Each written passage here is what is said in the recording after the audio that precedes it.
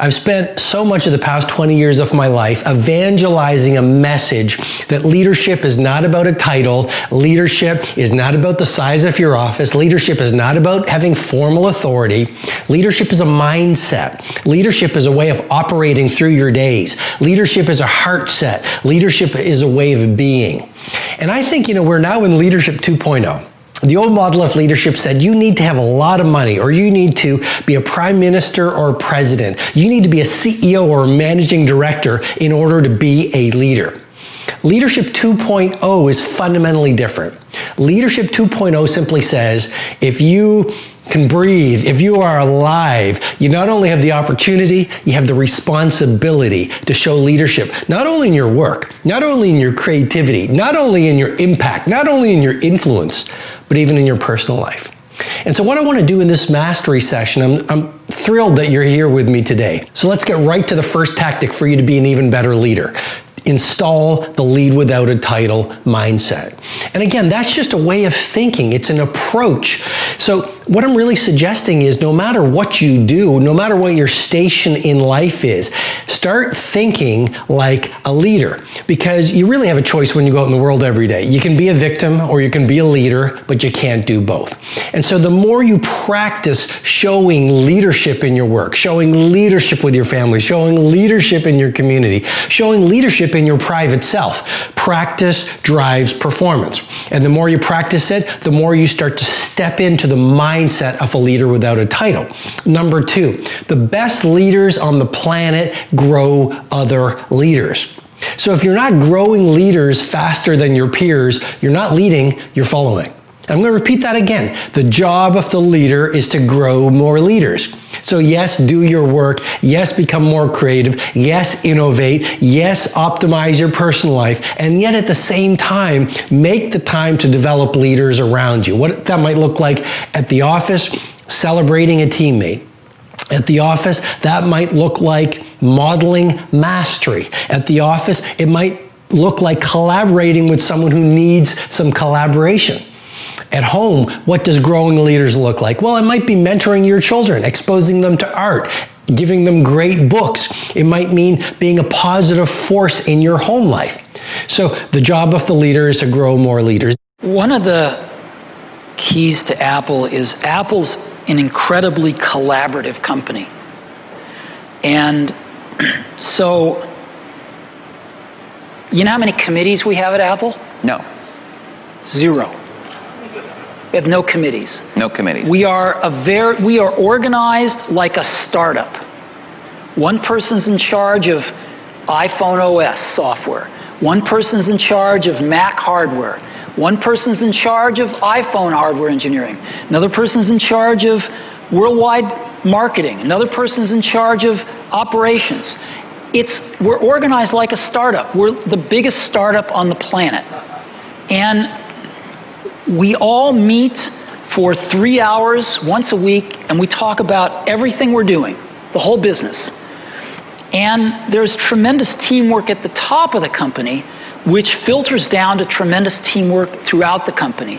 And teamwork is dependent on trusting the other folks to come through with their part without watching them all the time, but trusting that they're going to come through with their parts. And that's what we do really well. And we're great at figuring out how to divide things up into these great teams that we have and all work on the same thing, touch bases frequently, and bring it all together into a product. We do that really well. And so what I do all day is meet with teams of people and work on ideas and solve problems to make new products, to make new marketing programs, whatever it is. And are people willing to tell you you're wrong? Yeah. I mean, other than snarky journalists. I mean, people that work for... No, we have wonderful arguments. And do you win them all? Or? Oh, no, I wish I did. No, see, you can't. If you want to hire great people and have them stay working for you, you have to let them make a lot of decisions, and you have to be run by ideas, not hierarchy. The best ideas have to win. So, otherwise, good people don't stay. How can we harness the hustle gene? How can we pass on the hustle gene? You can't. To our company and to how can we instill this? You can't. You can't. What you can do is you can hustle, and then people will either ride up to it or run away from it. Like, you know, I don't judge my people. First of all, nobody that works for you should hustle as hard as you. Period. You want somebody to hustle as hard as you that works for you? Give them the same economics you're taking home. That's the truth. Number two, with kids, rich kids aren't gonna care as much as you about money because you didn't have any, and so you had to fight for it, and then that's just real. So I think I set the tone for my company. Some people rise up, some people find their work-life balance, some people bounce. I'm not in the game of thinking that's important. If I feel good about what I'm paying somebody for what I'm getting in return, I don't need to judge that they need to work harder, so I don't want to get a deal for my people. Do you understand? I want my people to be on my team, not me getting more value out of them. It's a huge mistake of business owners. My number one belief about leadership is you're a servant. And here's what I mean specifically. The word hero, that is in the archetype of like men and you and I bet. Is it true that inside of you, you really want to be the best? You want to create the best, share the best, do the best? Is that a metaphor for you in your life? Absolutely. Yeah, me too. So I think people in this room tend to have that as their metaphor. So all of us at some level, man or woman wants to be a hero. The word hero in its Latin root means servo. Servo means servant. It actually means slave. The hero, why they're the hero is become the ultimate servant to something larger than themselves. People and so forth. The person who thinks they're going to lead by demand or by position can only lead for a short period of time. But the person whose idea of serving is, my belief is, if you can find a way to take any group of people and help them to experience their needs at a richer, deeper level than anyone else, then together you guys can get anything done. Anything. Now, it may not work the first time, but together you can get to that point. Because needs are ultimately what we're after. We're not after the vehicle we think we're after. You want $1 billion, then you get it. I got plenty of clients, and I will tell you, it is not the end game. And so then they go after their second billion.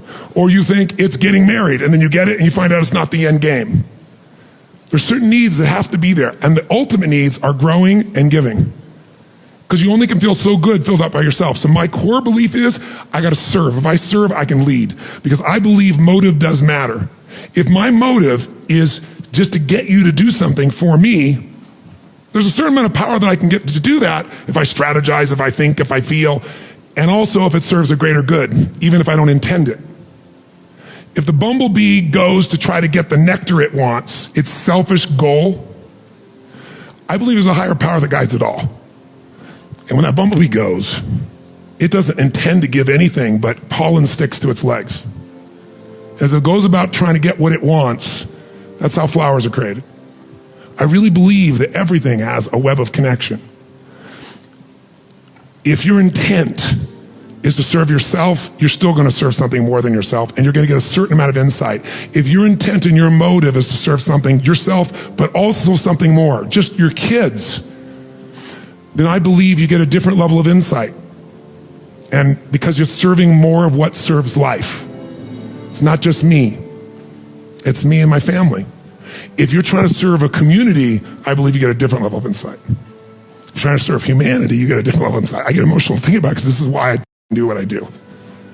So when someone stands up, it's not about business, it's not about anything, but about serving them. So I will use abrasive or creative language. I'll use whatever it takes, humor, stupidity. I'll make fun of myself. I'll challenge. I'll do anything to serve. That's why I'm here. I don't need to do that more, but I love to see someone free and alive and lit up. So when that's your motive, no matter how people perceive you on the outside, if they're around you long enough, you can't hide what your real motive is. And they'll see it and they'll feel it.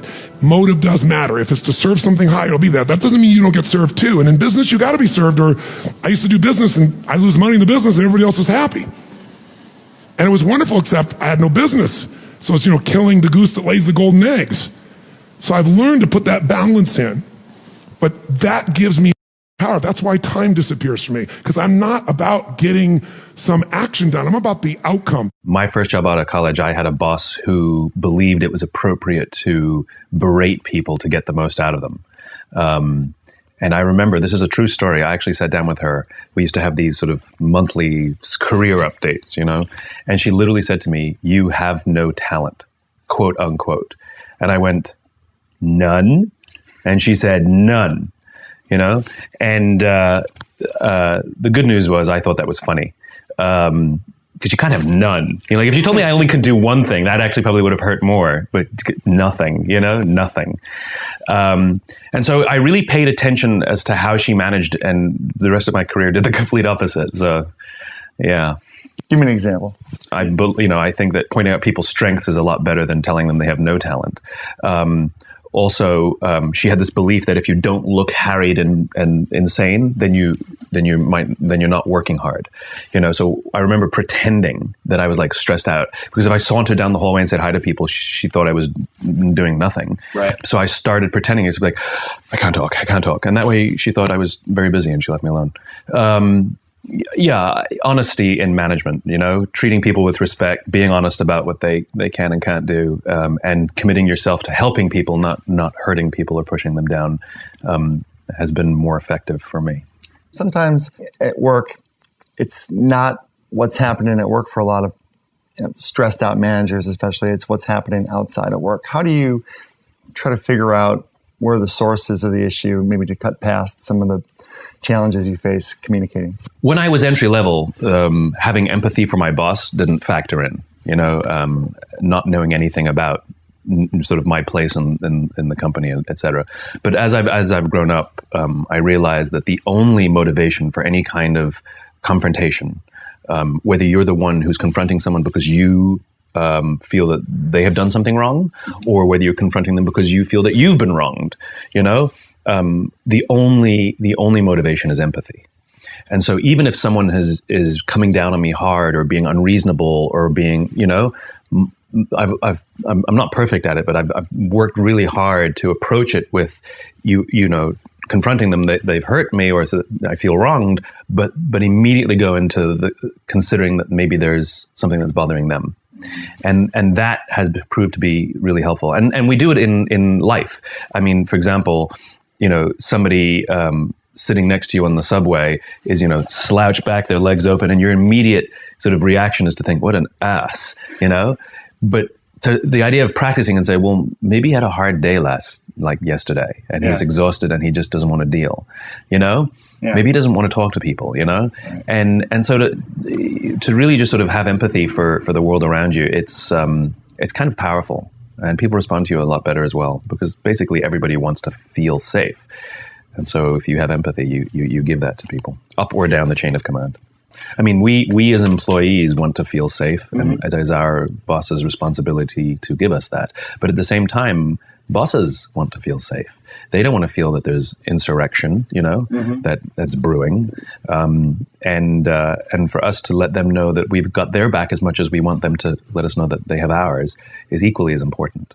And I believe there is responsibility of a manager, but there's a responsibility of an employee as well. That's right. You know, it's like the kids have to do chores at home. You know, it's the same thing. It's like it takes all of us. Yeah. The hierarchy doesn't mean that only the guys above are the ones with responsibility. We all have to contribute. It's not that we need more female leaders. It's that we need more leaders to act like females. Women just happen to be better at that. You know, traditionally male characteristics like aggression or decisiveness is only one part of leadership. But there are traditionally feminine or female characteristics like patience, like caring, maternal instinct, you know, that are extremely important, if not essential, to good leadership. So the problem in America today, if not the world, is we have lopsided leadership. We put too much emphasis on male leadership, and we need to balance it off. And the best leaders, whether they're male or female, embody patience and calm and caring and that motherly instinct or fatherly instinct, like, you know, that parenting instinct. And so we need it more balanced. So absolutely, we need more female leaders, but we need them to act like females. We don't want them to act like men. I don't want women who are decisive and aggressive. I want women who are caring and patient and all of that good stuff. I want men like that too. So yes, we definitely need more female leadership. What did you know and learn at the end of your career that you wish you knew at the beginning? Understanding empathy and compassion. Right? Because as a young kid, when I came in the league, it was like, I'm driving this way, and either you're going to be on the train or be on the track. Right? There was no such thing as understanding that people have lives outside of the game, which apparently I did not. But like if I understood that at an early age, and it helps me as a leader to communicate better. I came to understand that later, and getting to know people on a personal level. What are their fears? What are their insecurities? Right? What are their dreams and ambitions, desires, those sorts of things. When you come to understand that about a person, then you can help them reach the best version of themselves. So I wish I'd known that earlier. I want people that I mentor to do better than me. So if you're in this thing where like that you want people to do well around you, but you need to do better than them, you're really not leading people. So leadership is really simple. Here's how you lead somebody. Every human being, just even like what you're just describing yourself, is born with their natural giftedness. If you're a person of faith, I believe it was sown into you. But if you could just call it your talent if you don't have faith. So for example, it could be your ability to communicate, your heart, your spirit, your nurturing skills, your engineering skills, your math skills, your discipline, right? Your whatever it is. You were born with natural giftedness. Here's what a great leader does, and you'll be one of the rarest people on earth if you can do this for people. Just get quiet and observe people as a leader. And when you can identify what someone's 2 or 3 natural gifts are, and they're things they know intuitively to be true about themselves, and you link that gift to them achieving, you've built a leader. So if I said to you, it's your natural heart to serve people, brother. It's your unbelievable ability to communicate. It's your mom and her background in your ear that whole time supporting you, giving you link, that's what you're going to change the world. And you go, I do have a great mom. I do have a heart to serve. I do have a big spirit. And you link that to them, boom. Because here's the truth in life. Those of you that are listening, on one hand, if you're lucky, probably there's 1 or 2 fingers, you can count the person who that when you were a little boy or a little girl made you feel special, knew you were special. Remember them? Just picture their face right now. You know exactly what I'm talking about. Maybe it's your mother or a coach or your grandpa or an uncle or an auntie. And that's the one when you were a little boy or girl, they made you feel special. They knew you were different. They knew you were unique. They saw your blessings. They saw your gifts. Maybe you got one in your life. And when you picture their face, whether they've passed away or are still living, you get emotional. You can picture the times they made you feel that way, can't you? Right? Okay. If you're a great leader, you end up on that hand of thousands of people. So in my life, I want to be that person, one of them they picture. In my life, Ed Milet was this guy who saw how special I was. He saw my gifts. He saw my blessings. He told me over and over again how blessed and gifted I am. And he'd link that to me winning. It wasn't some rah-rah, you're going to do great, man, you're a champion, go, go, go. No. It was deep. He would touch me in my spirit. He'd found my gift and my blessing. And when you're that person, you will be on the hands of someone in their life, 1 or 2 places, 3 places of their entire life. That's what a great leader does. What's your philosophy when it comes to human resources? How do you get the right people? And then how do you keep the right people? It's the most important part of business. You know, that's why I went to military school. Then I was a Marine Corps. The reason when I talk to military veterans, you probably have the most important skill of all. Because all we're trained to do, whether you're a general or a private, you're taught to be leaders. It is a number 1 skill of an entrepreneur is people skills and leadership skills. And unfortunately, most people don't have it coming into. So when I do my talks to veterans and all this stuff, I really want to encourage them, because they're pretty depressed because they can't get it. They're a Walmart greeter, which is a good job, but they're afraid to take the leap into entrepreneurship. But military guys, I don't care what branch of service, just by the indoctrination process and the survival rate, whether you go to combat or not, is that you learn leadership skills, people skills. You've got to have that. Whether you're a team of 1, you still have to deal with your customers and the good customers, bad customers, lawsuits, taxes, government regulations and all this. They're all people skills. So when somebody says to me, what do I need to learn? I said, boy, you'd better learn how to communicate pretty quickly to people you don't like and get them on your side. How to win friends and influence people. Basic book. The number 1 skill of an entrepreneur is people skills. You know who you have control over? You. You don't have control. You don't have control over your 9-year-old kid. You might think you do, but you don't. You got to you don't have control over your wife to just make her, get in the game. Yeah.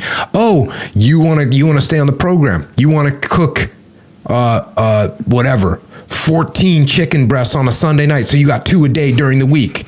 Honey, make it happen. No, honey, don't make that happen. If you are a good leader and you explain what your goals are and you get her on board with the program, then yeah, guess what she's doing on Sunday night? Helping you cook some chicken breast for the week. Yeah. But this is just like anything else, man. This is just like any other leadership situation. You want to blame the team when something's going wrong? That's not going to get you a solution. Yeah. You need to take ownership of the problem. You need to get the problem solved. And when I say get the problem solved, this doesn't mean impose your will on the team. That means you need to lead the team. And there's a big difference. What are some of the telltales that you have seen over your years that tell you this person isn't right? I have to let her or him go. That's a good question, and I'll answer it with an analogy of fact.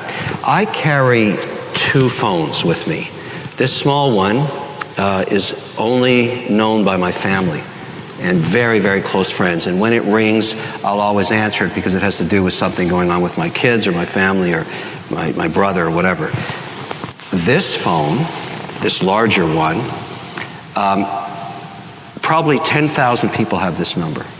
I'm a believer that if you are an entrepreneur or a major shareholder of a company, every single customer should know if they have a problem who they can call. And when I say this concept of access, in other words, many managers think, well, if I give my number out to my employees, they may call me. and the truth is, you want to hear from them. You want to hear the bad news first. And what I found is the more people I give this number to, the less it rings. I tell them simply, look, I want you to have this access because I respect you, and I want you to know that you can come to me. And in that trust, I find that most people never use it. This thing does not ring as much as my family phone does. But when it rings, it's a big deal. And the reason I know it's time to terminate somebody in one of my companies is when my customers and my shareholders call me 3 times about that person. It's always the same. It's always the same. When a customer's complaining about a CEO or a head of sales or the head of R&D, or employees are not happy, and I keep getting that phone call, I get on the plane and I get my whacking stick out because there's something wrong. So leadership is not about personality. Sure, in fact, some of the greatest leaders we studied had a charisma bypass. And we should never confuse charisma with leadership. They're very, very different ideas. Some of them are even odd and eccentric. One of the great chief executives of the last 30 years is Herb Kelleher of Southwest Airlines. He solves a trademark dispute with an arm wrestling contest. It's just not normal. He would talk about wearing a flowered hat and a feathered boa around the office. Just strange. Okay? So it's not personality. The key to the great leaders that we studied was their humility.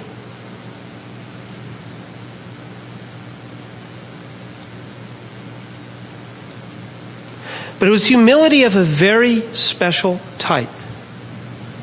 It wasn't humility in a weak sense. It was, in fact, just the opposite. It was what I would describe as an absolute, obsessed, burning, compulsive ambition that wasn't about them. An absolute, burning, compulsive ambition for a cause, for a company, for the work, for a set of values, not themselves. And an ability to translate that ambition, that subjugating themselves to something that is not about them, into a series of decisions. Very willful decisions. And this is why I look to Lincoln as our great president. in the United States because he was ambitious first and foremost that the nation must endure, and he had the will to endure the most brutal war in all of our history, with all of it during his tenure, and to lose his life. I think building an organization, building a team, the idea that Jack Welch is the hero of creating all this value is silly. Getting great people in all these jobs, it's a team that makes this thing happen. And so building a team is your strongest suit. And you've got to love your team. You've got to want your team to be promoted. And when you're coming up, the biggest problem I find with young MBAs, at first, the job is you shining, raising your hand, having the answers. They want to do that all the time. They just got out of school. They want to show you how smart they are. Now, the transition to manager, it all changes. It's about growing your people, not you. You grow from the reflected glory of your people. So it's all about making them flourish. I like to use the line that your job is walking around with a can of water in one hand, a can of fertilizer in the other hand, sprinkling it on the seeds and watching them grow. You'll get some weeds, and you got to pull those weeds out. So everyone's not going to flourish, but you've got to be thinking about all the time, loving to see your people thrive, loving to see them get promoted. It's a real turn on. It is what management's all about. It's about bringing to people great lives, great futures, changing their family's life. That's a turn on. It's a big deal. That's what you've got to think about. I graduated from university with a degree in electrical engineering and decided to leave that, and I went to Kauai, Hawaii, where there was a traditional Hindu monastery, and I lived as a celibate Hindu monk for 10 years. 4 years ago, my vows expired, and instead of going back to Australia, I decided to come to the mainland US and looked for a place to stay, and finally got to New York City, and I thought this is a perfect place for an ex-monk. No other better place for an ex-monk than New York City. And one of the reasons I really chose New York City was because I felt that here I've learned all these wonderful spiritual tools and techniques to live my life. So I should be able to live in a very energetic, dynamic city and be able to practice it there. And I feel like if I can practice and live it in a place like New York City, then I feel entitled to travel and share it with others. But you know, if I lived on a little mountaintop in New Mexico in a little cabin and said, you know, here, practice this meditation, then people will go like, well, it's easy for you. You know, you live in a beautiful cabin in a forest somewhere. But now I live in the midst of wonderful Manhattan, and my goal is to strive and put all these tools into practice every day.